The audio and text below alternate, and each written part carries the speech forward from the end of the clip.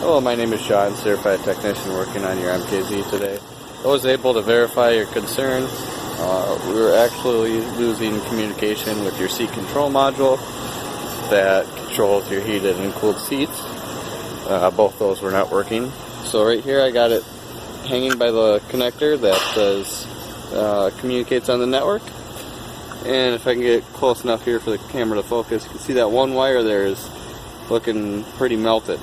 So what happened here is module programming was putting out too much current and this connector melted to the module itself.